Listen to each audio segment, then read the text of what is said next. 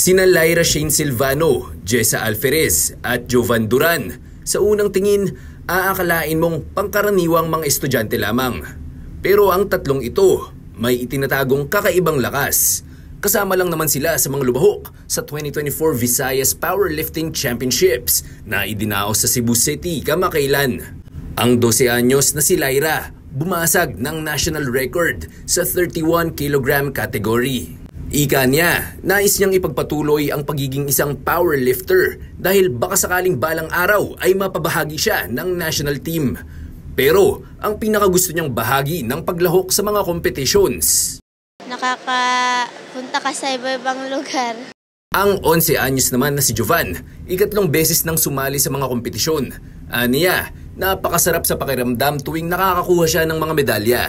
Kasi nararamdam ko ang panalo at saka gold.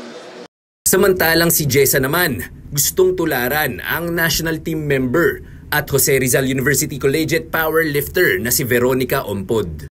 Si Ate Veronica. Veronica? Apo. Bakit? Bakit nag-ba't idol mo si Veronica? Malakas. Naniniwala naman ang tournament director na si Eddie Torres na mahalagang maiparana sa mga batang lifters ang pagsabak sa mga kompetisyon. Nang sa gayon ay handa na silang sumalang sa international meets pagdating ng tamang edad.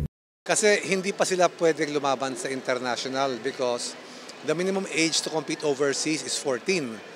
Sabi ko, we should start na having competitions for those below 14 para pag tama ng 14, may experience na. Pag lumaban overseas, mas matibay na yung loob. That's why I started this maybe 15 years ago.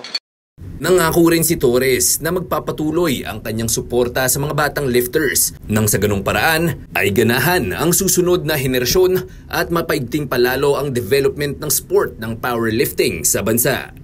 Rafael Bandairel para sa Pambansang TV sa Bagong Pilipinas.